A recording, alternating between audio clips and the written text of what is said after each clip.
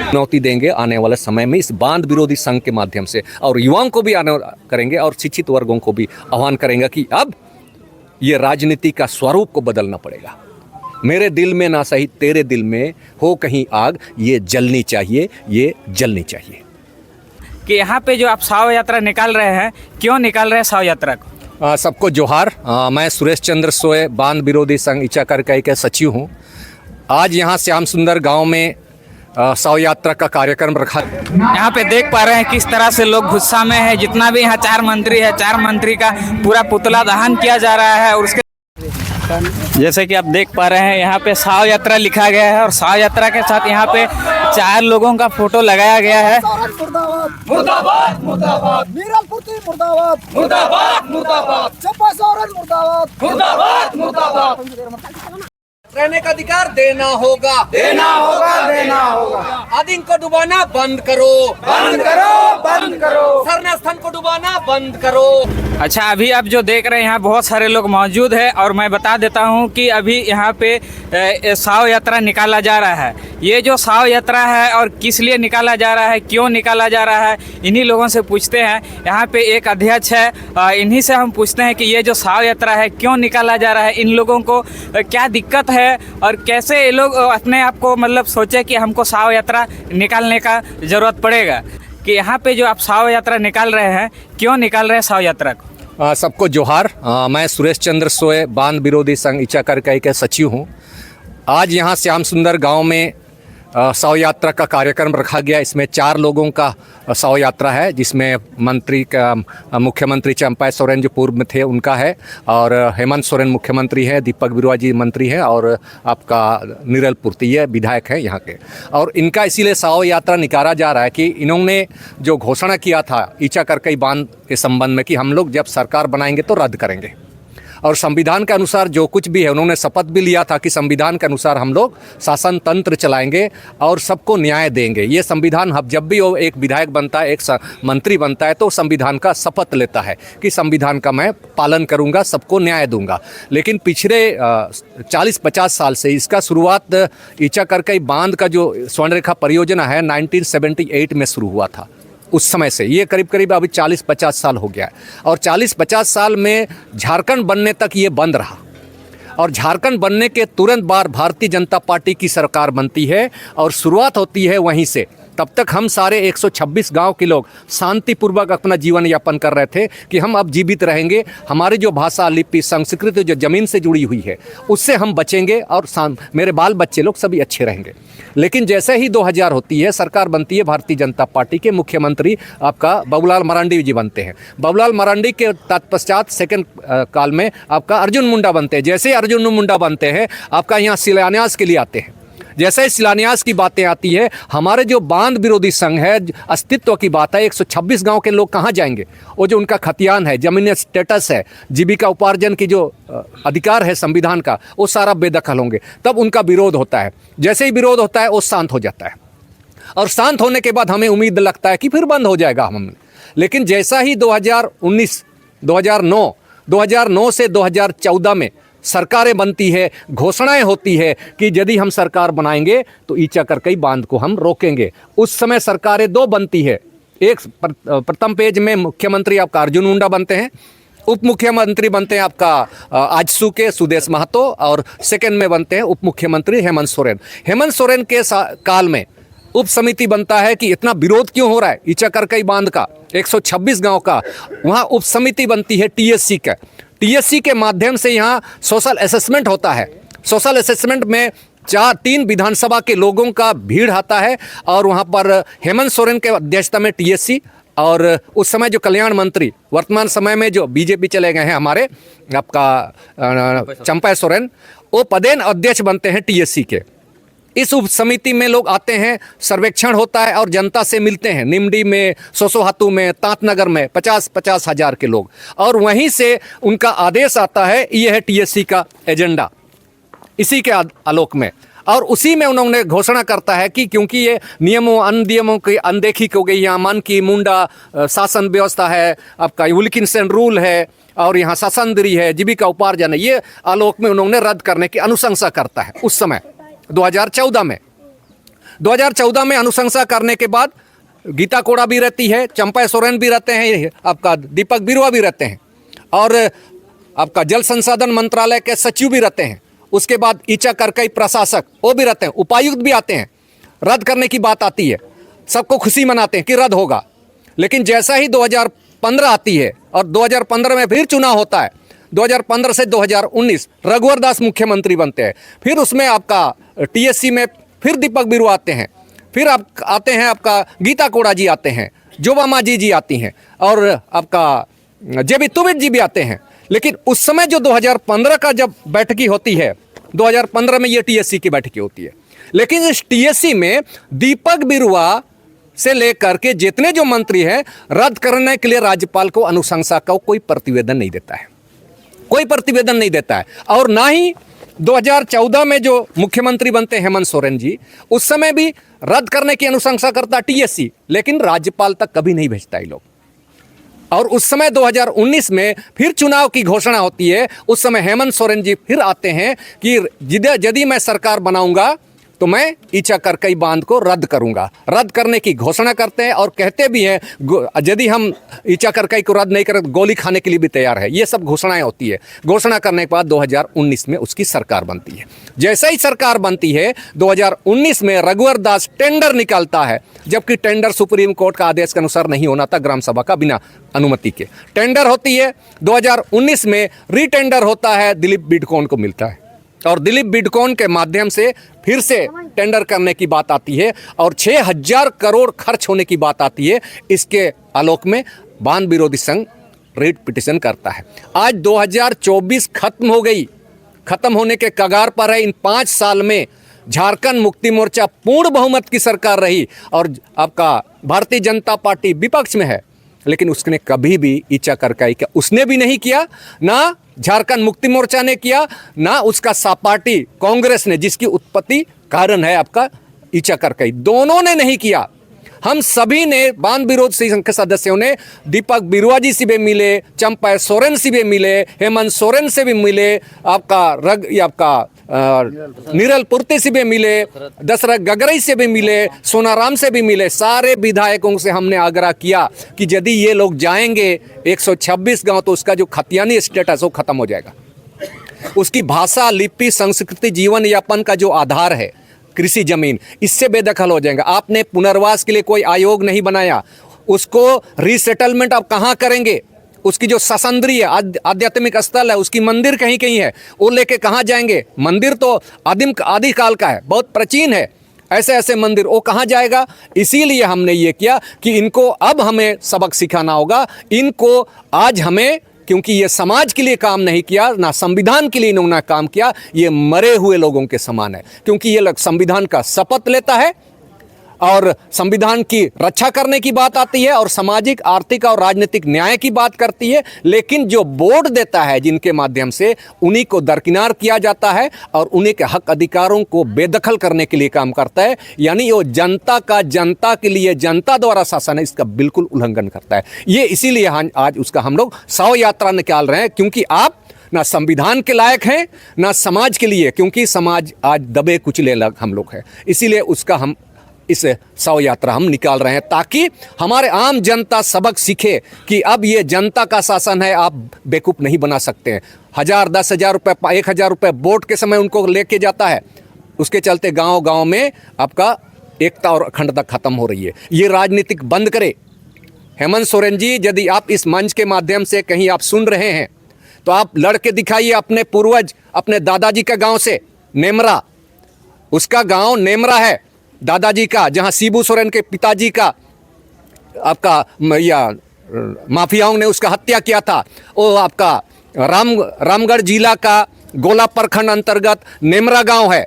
नेमरा गांव में हेमंत सोरेन जी लड़के दिखाए, या उसकी जो विधायक है उसकी धर्म पत्नी है आपका कल्पना सोरेन जी, उस क्षेत्र से लड़के दिखाए, ये सामान्य क्षेत्र से लड़ नहीं सकती है। तो आप हमारे आदिवासी क्षेत्रों को सामान्य क्षेत्र के रूप में आप क्यों कन्वर्ट कर रहे हैं?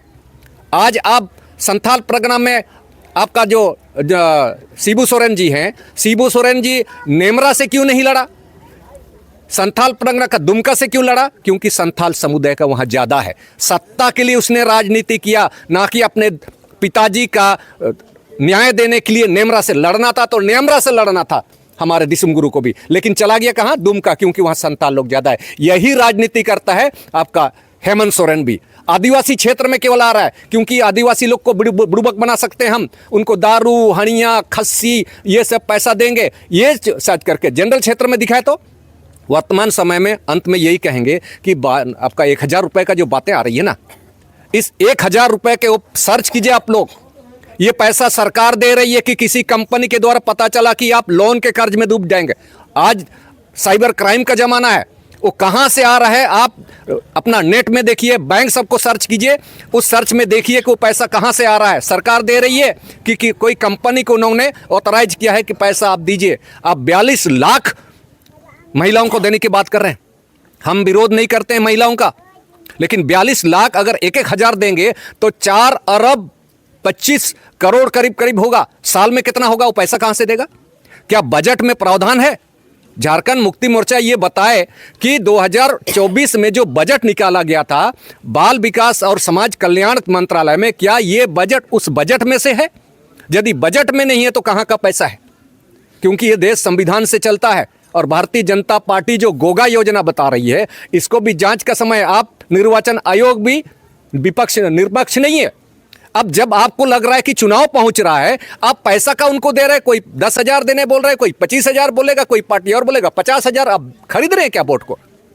निष्पक्ष लोकतंत्र नहीं। इसीलिए भी हम लोग इसका विरोध कर रहे हैं, जनता को जागरूक करा रहे हैं कि आप जागिए, ये हमें बेच देगा पूरा झारखंड को। क्योंकि आने वाला समय में ज़मीनें कम है, खनिज भी हमारे बच्चों के लिए भी है। इसीलिए इस शव यात्रा के माध्यम से तमाम भारतवर्ष के नागरिकों को मैं आह्वान करूंगा कि ये पार्टियां केवल सत्ता के लिए लड़ती है, व्यवस्था के लिए नहीं। अगर व्यवस्था के लिए लड़ती तो आज हम शोषित नहीं होते। हमारे ही लोक सेवक हमें ही डंडा मारता है। पुलिस तो लोक सेवक है, पुलिस लोक सेवक है, हम टैक्स देते हैं, उन्हीं टैक्स से आपने बाल बच्चों को पालता है। डीसी का परिवार, एसपी का परिवार, विधायक का परिवार या बीडीओ का परिवार, जो भी है हमारा टैक्स से लेता है। लेकिन ये सारे के सारे हमारे ऊपर ही हावी होता है। तब यह कह सकते हैं कि ये लोकतंत्र जनता का, जनता के लिए, जनता द्वारा नहीं रहा। ये लोकतंत्र जनप्रतिनिधियों का, जनप्रतिनिधियों के लिए, ठेकेदारों के लिए, पूंजीपतियों के लिए और ब्यूरोक्रेट्स के लिए ये हो गया। इसीलिए आज हमें इसको बचाना होगा, युवाओं को आगे आना होगा। अंत में इतना ही कहूँगा कि आप संविधान को पढ़िए और संविधान को बचाइए। इन राजनीतिक दलों का वोट के माध्यम से उन्हें दरकिनार कीजिए। अभी समय में कई आरोप लगेगा, लेकिन मैं आह्वान करूँगा युवाओं से, नए मतदाताओं से और बुजुर्गों से, शिक्षित वर्गों से, अब तीनों पार्टियों को छोड़ दीजिए। भारतीय जनता पार्टी, कांग्रेस, झारखंड मुक्ति मोर्चा, जो भी पार्टियां हैं, जो भी यदि एक बार विधायक जीता है उसको दरकिनार कर दीजिए। नए पार्टी को दीजिए, नए लड़कों को दीजिए, ताकि वो शासन तानाशाही नहीं करेगा। ये तानाशाही रवैया अपना रहा है जो जीत चुका, क्योंकि उनके पास करोड़ों पैसा है। इसीलिए नए लोगों को चयन कीजिए, समाज से खड़ा कीजिए, लेकिन उसको वोट दीजिए और पूर्ण बहुमत की सरकार मत बना दीजिए इस झारखंड में।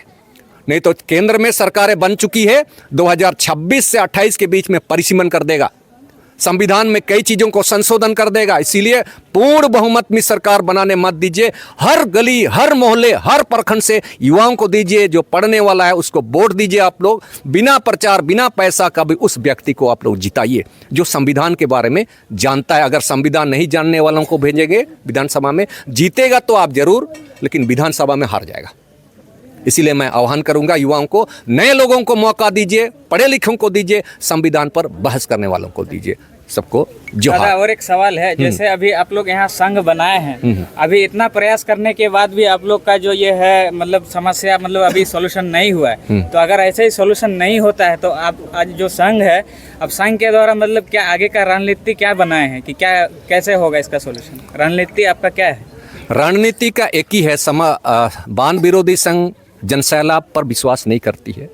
ये आपका विधायिका या कानूनी पक्ष पर बात करती है। आज हम केस कर चुके हैं, आने वाले समय में हम हाई कोर्ट या सुप्रीम कोर्ट को भी चैलेंज करेंगे कि आप मौलिक अधिकारों से असंगत कानून या परियोजना आप कैसे ला सकते हो, क्योंकि संविधान का आर्टिकल 13 ये बोलता है कि इस भाग के प्रदत्त अधिकारों को ना तो छीन सकते हो ना तो न्यून कर सकते हो। और भारत सरकार और राज्य सरकार, क्योंकि सबसे ज़्यादा भारत सरकार ने एग्रीमेंट कर चुका है संयुक्त राष्ट्र संघ में। संयुक्त राष्ट्र संघ में उन्होंने एग्रीमेंट किया है कि भारत में मैं संविधान के अनुसार शासन तंत्र चलाऊंगी, सबकी अखंडता और एकता को बनाए रखूंगा, सभी लोगों को सामाजिक न्याय दूंगा। अगर उसका उन्होंने विरोध किया तो हम संयुक्त राष्ट्र संघ में भी इस भारतीय जनता पार्टी को हम चुनौती देंगे, भारत सरकार को हम चुनौती देंगे, क्योंकि आपने संविधान के विपरीत आपने काम किया है। संविधान का शपथ लेते हो, संविधान की आप बात करते हो, लेकिन आप काम दूसरा करते हो। हम चैलेंज करेंगे उन्होंने इस माध्यम से। आज हम इतने अनपढ़ या गंवार हमारा समाज नहीं है। आज हम संविधान सर्वोपरि है। संविधान से ना तो प्रधानमंत्री बड़ा है, ना मुख्यमंत्री बड़ा है, ना राष्ट्रपति, ना सुप्रीम का कोई जज। ये संविधान ही सर्वोपरि है। और संविधान का जो आधारिक लक्षण है, जिसको बोल सकते हो, आधारिक लक्षणों को आप न्यून नहीं कर सकते हो। हम उसके आधार पर चैलेंज करेंगे कि ये आधारिक लक्षणों का आपको न्यून करना है। हम इसीलिए इस माध्यम से कहेंगे कि हमारी लड़ाई अभी बाकी है, क्योंकि ये ब्यूरोक्रेट्स एक नए स्वरूप में आया। पूंजीवादी व्यवस्था, अंग्रेज का पूंजीवादी व्यवस्था फिर से नए स्वरूप में आया। अब आम जनता को जागना होगा। ये जनता आपका है, ये लोकतंत्र है। आपके वोट से 5 साल के अंदर एक विधायक, संसद और मंत्री करोड़पति हो, और आज आप वहीं पर हैं। आपके बाल बच्चे छोटे छोटे, आज भी आप 1000-2000 पर काम कर रहे हैं, लेकिन आपका जो जीता हुआ है वो करोड़पति हो गया, फॉर्चून खड़ा लिया है, उन फैक्ट्री का मालिक हो गया है, कहीं ज़मीन खरीद लिया है आपके वोट से। लेकिन आप कहाँ हैं? आज भी जनता वहीं पर है जो 70 साल पहले था। आज़ादी से पहले जैसे था आज भी वैसा ही है, यानी लोकतंत्र विरुद्ध काम हुआ है।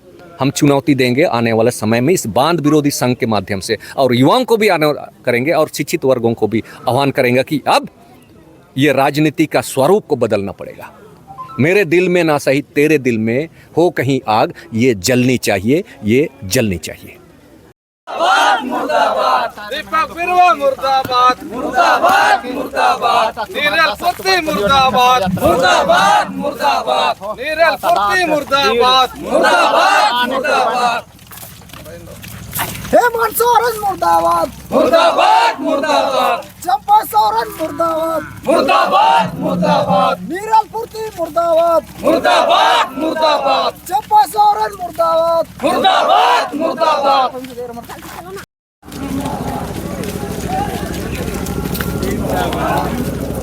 चोर है, चोर है। दीपक बिरुवा चोर है, चोर है, चोर है। नीरल फुर्ती चोर है, चोर है, चोर है। नीरल फुर्ती चोर है, चोर है, चोर है।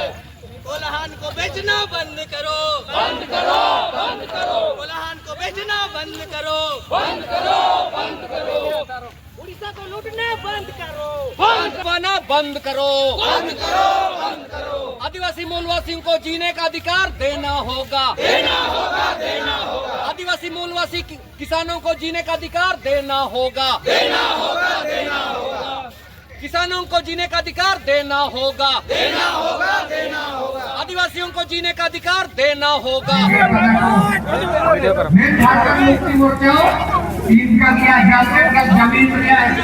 यहाँ पे देख पा रहे हैं किस तरह से लोग गुस्सा में है। जितना भी यहाँ 4 मंत्री है, 4 मंत्री का पूरा पुतला दहन किया जा रहा है, और उसके साथ साथ में उन पर पूरा आक्रोश जताते हुए ऐसे वो लोग एक्ट कर रहे हैं कि जैसे उन लोग का कोई दुश्मनी हो।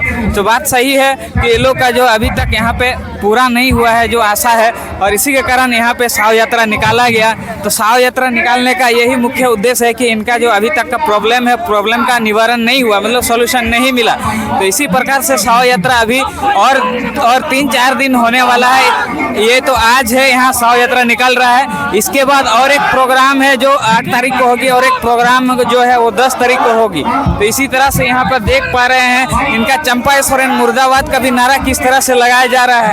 तो इसका मतलब ये है कि ये लोग जो अभी यहाँ मतलब परेशान है, ये लोग अपना जितना भी यहाँ इच्चा डैम में जितने भी अफेक्टेड है वो सारे लोग यहाँ पे एकजुट है, और यहाँ अपना आक्रोश रैली निकाल रहे हैं ताकि यहाँ डैम जो बन रही है उसको रोका जा सके।